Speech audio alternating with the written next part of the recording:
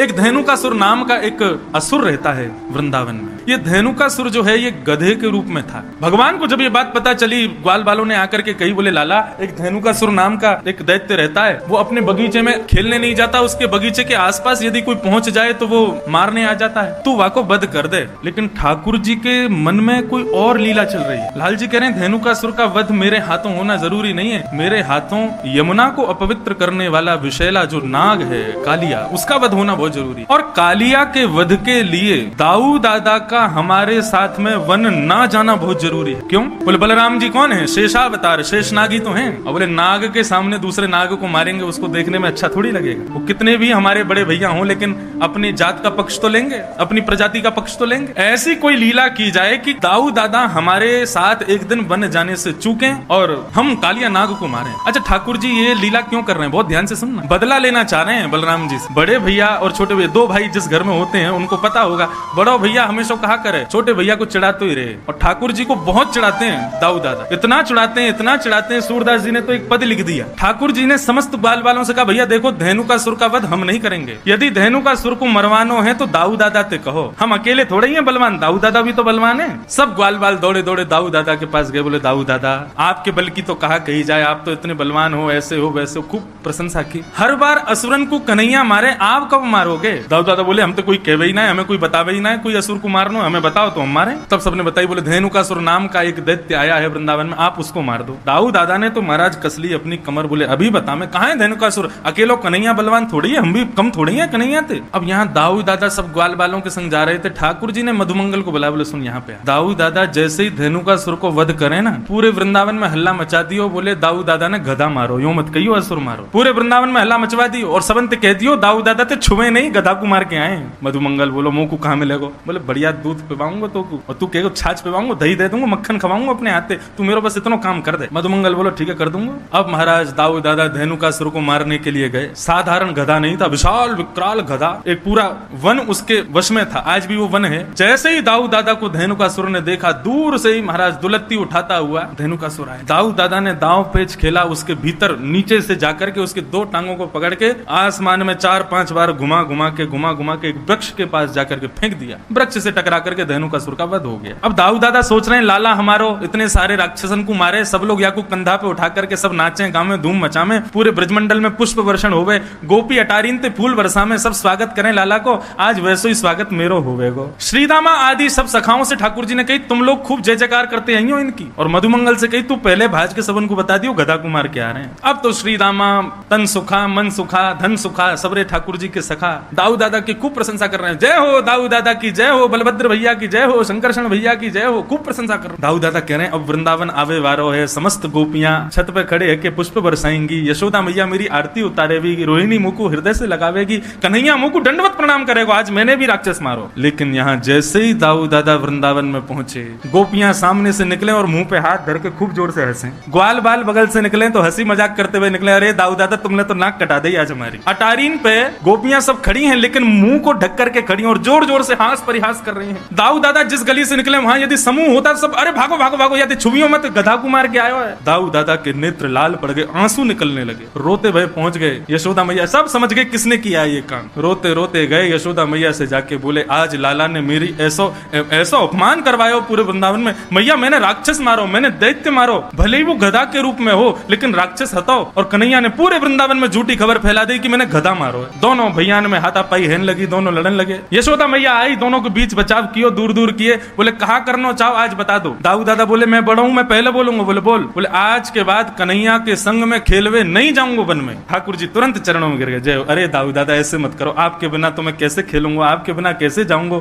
आपके बिना मेरा मन कैसे लगेगा, मेरा ख्याल कौन रखेगा, मुकुमा वन में भोजन कौन करावेगा। दाऊ दादा बोले अब तो को पता चलेगी, अब अकेलो जा, मैं ना जाऊंगा तेरे संग, मैं अपनी दूसरी मित्र मंडली बनाऊंगा, वाके संग रहूंगा, तू अपनी मित्र मंडली के संग जा। ठाकुर जी झूठे आंसू बहाने लगे। दाऊ दादा कह रहे हैं 2-4 दिन थोड़ा सा रूठेगा फिर मना लूंगा। ठाकुर जी लेकिन अंदर ही अंदर प्रसन्न हो रहे हैं, वाह भाई बहुत बढ़िया, अब कम से कम ये दूर तो रहेंगे, एक आध दिन में ही हम काम कर देंगे, कालिया नाग का वध करना है इनके बिना कर। ठाकुर जी बहुत चिंतित हैं कालिया नाग को लेकर। भगवान को 2-4 बार खबर मिली कि कुछ गाय यमुना का जल पीने के लिए जाती हैं और वहां यमुना जल पीते ही मूर्छित हो जाती हैं। आज प्रातः काल का सूर्य उदय हुआ, अपनी समस्त ग्रहचर्याओं को निवृत्त होकर के ठाकुर जी अपने समस्त ग्वाल मंडली के साथ में कंडुक क्रीड़ा करने के लिए यमुना पुलिन पर जाने लगे। आज ठाकुर जी उस दिशा में जा रहे हैं जहां आज तक कभी नहीं गए। मधुमंगल, श्रीदामा आदि सब ठाकुर जी को रोक रहे हैं। बलराम जी होते हैं तो बलराम जी जो कहते हैं ठाकुर जी को करना पड़ता है, लेकिन आज रोकने वाला कोई नहीं। श्रीदामा कहते हैं लाला आज हम दूसरी तरफ क्यों जा रहे हैं? बोले आज हम यहीं खेलेंगे। माँ खेलते खेलते हार गए। सब ग्वाल बाल कहते हुए जा रहे हैं लाला यहाँ मत जा, हमने सुनी है यहाँ पे कोई कालिया नाग रहे और वाक्य कारण गैया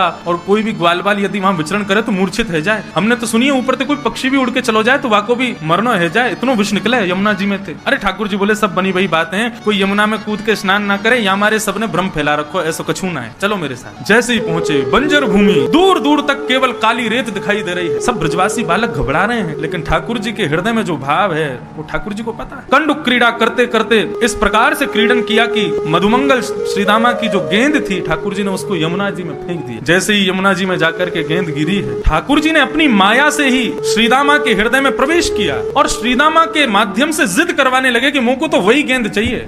नहीं तो क्रीड़ा करते करते कितनी गेंद खोती हैं, कभी श्रीदामा मधुमंगल क्रोधित नहीं होते, कुंपित नहीं होते, लेकिन आज श्रीदामा जिद कर रहा है मुझको वही गेंद चाहिए। बाकी के सब सखा मंडली के सब श्रीदामा से कह रहे हैं अरे ठीक है लाला दूसरी गेंद आ जाएगी, ऐसे तो जाती रहे, तू आज इतना गुस्सा क्यों है रो? श्रीदामा बोला सब शांत है जाओ, कन्हैया मुझको वही गेंद चाहिए, लेके आ। ठाकुर जी बोले यहाँ में कालिया नाग रहे, श्रीदामा देख ले कूद जाऊंगा मैं। बोले मुझको कछु ना पता, कैसे भी करके लेके आ। ठाकुर जी बोले मुझको चुनौती मत दे, मैं कूद जाऊंगा। सब ग्वाल बाल वहां श्रीदामा और ठाकुर जी के बीच के जो वाद संवाद है, युद्ध है, उसको शांत करने की कोशिश कर रहे हैं, लेकिन इतने में ही ठाकुर जी ने अपनी काली कमली को कसा और एक मल्ल की तरह, एक पहलवान की तरह ठाकुर जी कहते हैं आज या कालिया नाग को ही देखूंगा। कदम पर जैसे ही चढ़े श्रीदामा को स्मृति आई कि ये क्या हो रहा है लाला, तू कदम पे काई को चढ़ो? बोले तेने कही ना तुमको गेंद चाहिए, मैं गेंद लेके आऊंगा। अब तो श्रीदामा कहने लगा, बोले नहीं नहीं लाला यहाँ मत कूदियो, तू वापस आ जा। इतना कहना ही हुआ कि ठाकुर जी ने कदम के डाल से एक छलांग मारी और सीधे काली देह में प्रवेश कर गए। काली देह में भीतर प्रविष्ट हो गए ठाकुर जी। सब ग्वाल बाल त्राहिमाम चिल्लाते हुए दौड़े वहां से बन की वृंदावन की ओर। सब ब्रजवनिताओं को बुलाने के लिए, ब्रजवासियों को बुलाने के लिए सब दौड़े। यहाँ काली देह में जैसे ही ठाकुर जी ने प्रवेश किया, प्रवेश करते ही कालिया नाग सो रहा है और कालिया नाग की नाग पत्नियों ने ठाकुर जी का दर्शन किया। नाग पत्नियां मन में विचार कर रही है ये कौन आया यमुना जल में? बोले प्रेक्षणीय है कोई, मतलब उससे नजर हटा नहीं पा रही है। इतना सुंदर सुकुमार, एक छोटा सा कुमार बालक है। ऐसे सुंदर सुकुमार ठाकुर जी को देख करके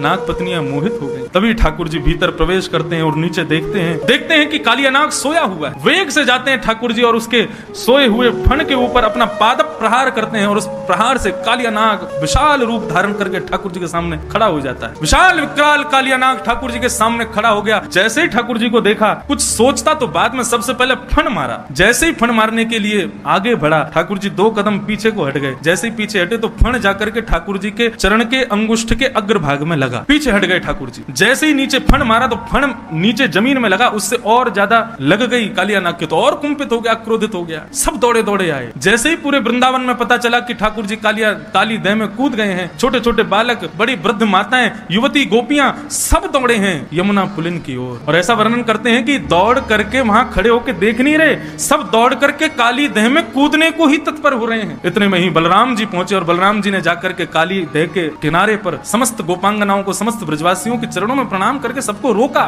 जैसे ही कालिया नाग ने अपने फन उठा करके ठाकुर जी की ओर अपने फन को झुकाया और जैसे ही डसने को आगे बढ़ने लगा, बलराम जी ने ऊपर से ही ठाकुर जी को देख लो, कन्हैया इतनी प्रतीक्षा किस बात की कर रहे हो? अरे इस काली नाग को मजा क्यों नहीं चका देते? जब बलराम जी ने ये आश्वासन दे दिया कि हमको कोई दिक्कत नहीं है, तुम कर लो जो करना है, ठाकुर जी ने तुरंत अपना वेग से शरीर फुलाना शुरू किया। कालिया नाग की नस नस ढीली हो गई। कालिया नाग को लगा यदि अभी मैंने इस बालक को नहीं छोड़ा तो पूरा शरीर फट जाएगा मेरा। तुरंत अपने शरीर को ढीला कर दिया कालिया नाग ने। 101 फण है उसके, अपने प्रत्येक फण से जीव को बाहर निकालता है ठाकुर जी का। ठाकुर जी को दसने के लिए ठाकुर जी ने उसकी जितनी जीव बाहर आ रही थी समस्त जिह्वाओं को एक साथ पकड़ा और पकड़ करके जिस प्रकार रथ हाँकता है कोई घोड़ों के पीछे खड़ा होकर, ठाकुर जी ऐसे ही समस्त जीवों को पकड़ करके कालिया नाग के मस्तिष्क पर चढ़ खींच लिया जोर से। जैसे ही ठाकुर जी ने जीव को खींचा, कालिया नाग अपने अन्य मुखों से जीव निकाल करके ठाकुर जी को डसने लगा। ठाकुर जी बोले ऐसे नहीं मानेगा, या को मजा चकाना ही पड़ेगा। जिस जिस मुख से अपना फण बाहर निकालता है उस फण पर ठाकुर जी अपनी एड़ी दबाते हैं, चरण नहीं रखते हैं, अपने चरण के पिछले भाग से उसके मस्तिष्क को रोंदते हैं। अब 101 फण वाला कालिया नाग कभी पहली जीव को निकाले, कभी 10वीं जीव को निकाले, कभी 80वीं जीव को निकाले। जिस जिस जीव को कालिया नाग निकाले, ठाकुर जी उतनी द्रुत गति से उसके मस्तिष्क पर प्रहार करते हैं। आकाश मार्ग से समस्त देवता पुष्प वर्षण कर रहे हैं। तभी क्या देखती हैं नाग पत्नियां? कालिया नाग के मुख से, नाक से, कान से, हर स्थान से जितने छिद्र छिद्र हैं उसके मुख में, सब जगह से रक्त की धार बह रही। नाग पत्नियों ने सोचा कि यदि अब ठाकुर जी से प्रार्थना नहीं की तो हमारे पतिदेव मारे जाएंगे, मर जाएंगे।